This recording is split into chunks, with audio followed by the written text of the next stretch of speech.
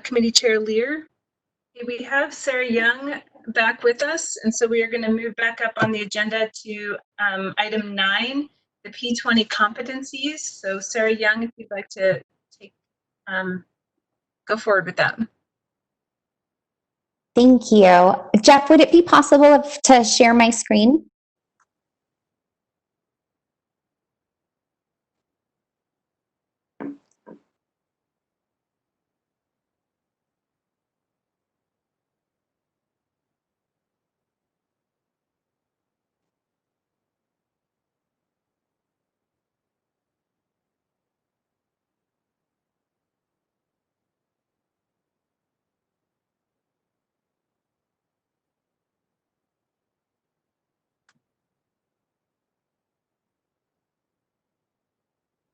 Thank you. Okay, just one moment while I bring it up.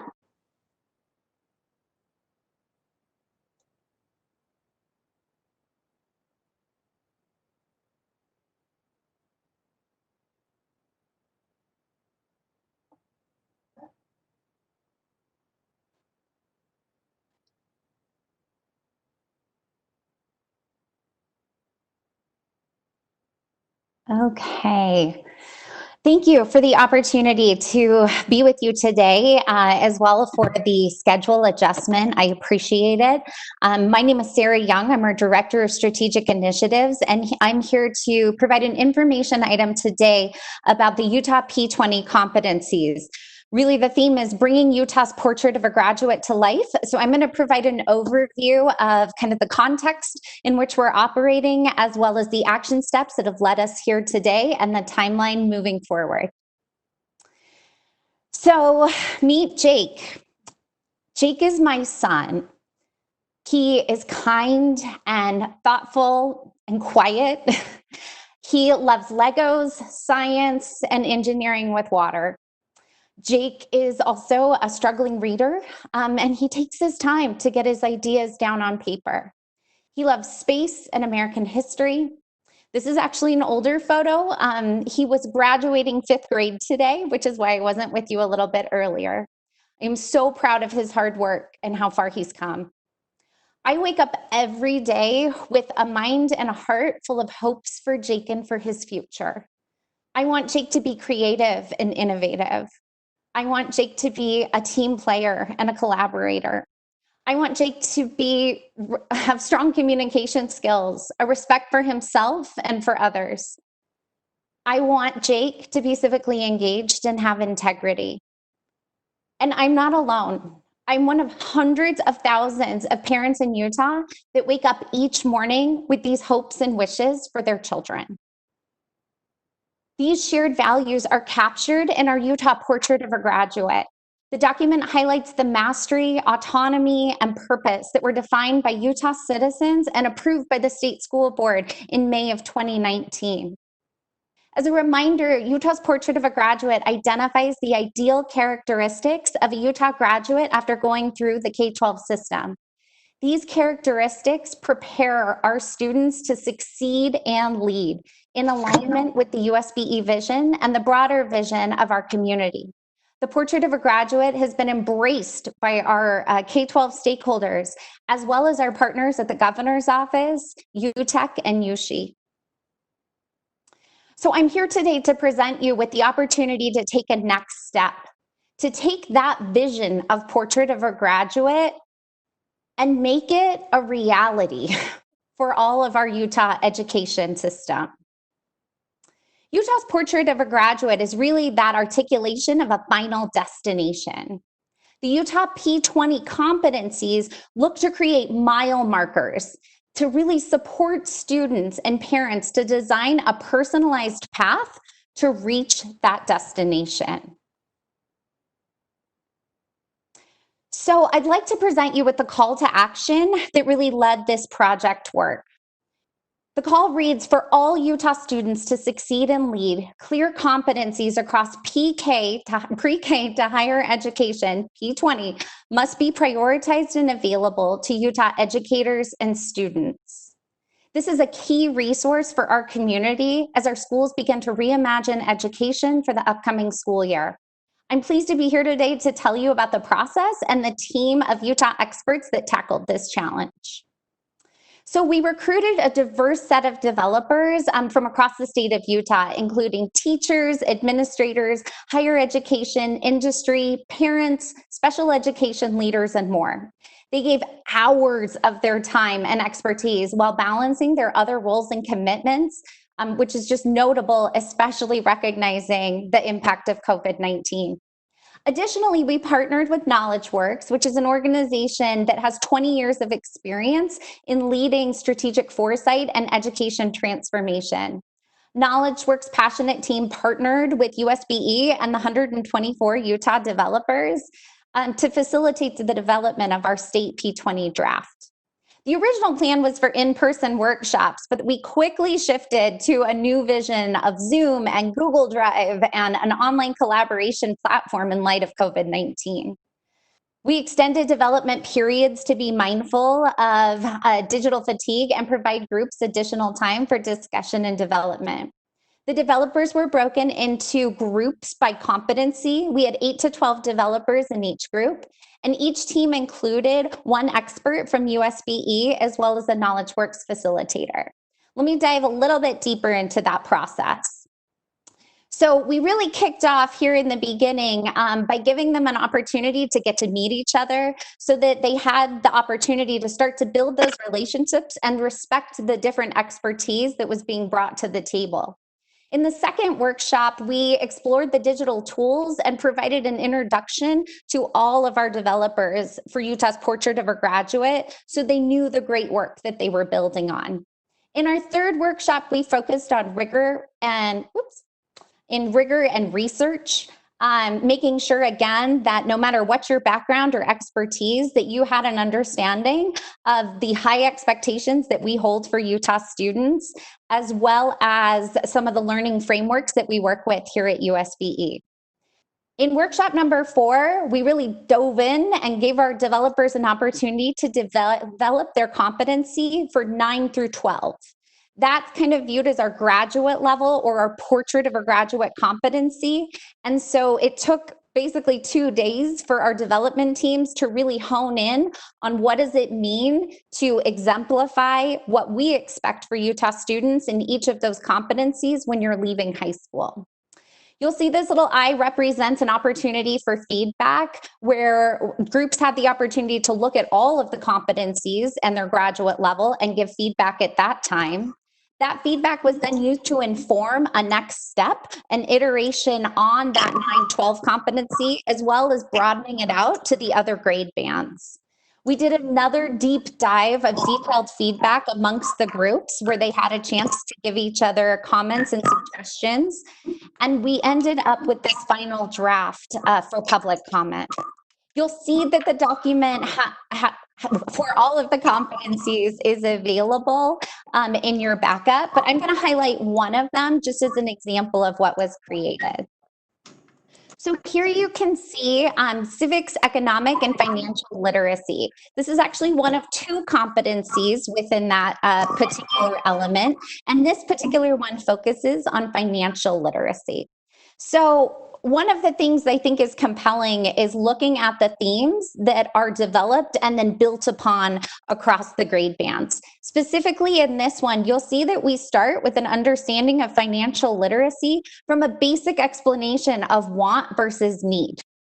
And that is then built upon as we move forward into a learning continua, focusing on each of these items, starting with students will be able to, which is important to note that this is about a learner demonstrating these skills and attributes and knowledge in terms of moving forward. This is just one of the draft competencies that were presented and created by our Utah developer teams. It's important to note the draft represents key themes from our developers. The first is high expectations for all students, and you'll see that held across every single one of the competencies. We do have high expectations for our students here in Utah. We have a bold vision for Portrait of a Graduate, and we wanted to make sure that resonated throughout all of the competency development work. Alignment of pre-K to higher education. It's exciting that our partners from outside of K-12 were excited about this work and decided to be a part of this in the development work process. We are one of the first states that will have pre-K all the way to higher education for our development of competencies in alignment with Portrait of a Graduate. And finally, providing students personalized opportunities to demonstrate competency. So each of the verbiage components is really focused on giving students that opportunity to demonstrate their knowledge, skills, and understanding to be able to really personalize that learning experience. So moving forward, we are looking to open a 30-day public comment period on Tuesday, June 9th, 2020. The links will be available on our agency website linked with Portrait of a Graduate. The public comment tool is modeled after our Portrait of a Graduate public comment tool, since we got such important feedback that really helped reframe and guide our vision associated with that document. In terms of the timeline moving forward, after public comment concludes, the KnowledgeWorks and USBE staff will look to organize and compile the public feedback into a set of recommendations for the developers to consider. That consideration and refinement will happen in August of 2020, and we will bring this document back to the state board in September of 2020 at your board meeting for consideration for final approval. So as I wrap up the presentation, I just wanted to remind you of this call to action. We really want to bring the vision of Portrait of a Graduate to our reality. And we see these P20 competencies as a step to creating the conditions for all students to be able to succeed and lead. I can tell you that the Utah education community is ready and excited for this. Your community is ready and excited to take the next steps with Portrait of a Graduate. Our families are ready for this next step. And from a personal note, Jake is definitely ready. So thank you again for your time. I'm happy to answer any questions you may have about our process so far.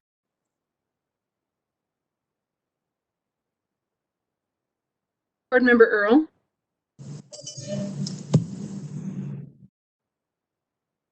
Thank you, Sarah. Can you hear me okay? I can, thank you. Yeah, I just have a couple of questions. I'm sorry, the competency stuff, I'm still trying to wrap my mind completely around. I do know, for example, I had a child who was able to get some music credit because she could, write up and articulate what classes and different things she's done and studied in order to receive that credit, or she received a competency through her school for that. Outside of the school. So I'm trying to understand just a couple of things. You can help me understand maybe the end game of this. Will students have to complete these competencies in order to graduate, in order to move grades? How does that element work with the competencies? Or is it just like badges that kids get as they move? Anyways, I'll let you kind of talk to that a little bit. No, it's a great question. So currently there's nothing that's codified or requires these competencies in terms of linking it to any sort of state requirements at this time. That would be a decision you could certainly make as a board. We would recommend that decision at a slightly later date because we're really looking to pilot these competencies with teachers this upcoming school year and then do a final revision and refinement before we look to absolutely finalize them and take those sorts of policy action. And so, I think in regards to the clarification component, in regards to next steps, I want to be clear that this is not meant to take the place of the existing work that we have in standards, really to complement it and to bring it to the next level in terms of recognizing all the needs that our students have here. So, may I ask another question or comment? Yes. So I guess that's where I saw it going, and I think that's why we have the Portrait of a Graduate in the first place, is because people valued those end results. And so I guess I see it weaved, not necessarily separate. And is that what you're saying, Sarah? So I guess as far as the end results go, in terms of, can you just provide a little more information? Sorry. Yeah, well, the portrait of a graduate, the reason why people saw those as important and the reason why they're in there is because the public valued that for students, right? So, Yes. and I guess I just see it as being weaved, not separate from the academic culture, right? From the classes, from the schedule, right? Am I? Yes, that's definitely where we're going. I think it's a little hard to describe the exact detail. I can certainly speak to some of the early implementations. So Jewett School District has been an incredible leader within this space. They have developed competencies that are very similar to ours. We actually had many JUAB experts who were on our development teams. And they have taken that approach of looking at really weaving those components together where appropriate. It is an iteration. It's not something that you decide to do one day. You kind of add a little bit, get feedback over time, and refine. But it's definitely the direction that we see in terms of, especially our schools meeting the needs of our kids. That have been so highlighted in regards to COVID-19, and making sure that our teachers have support in terms of being able to incorporate these items in their classrooms and in collaboration with their families. Thank you. Okay, Chair Huntsman.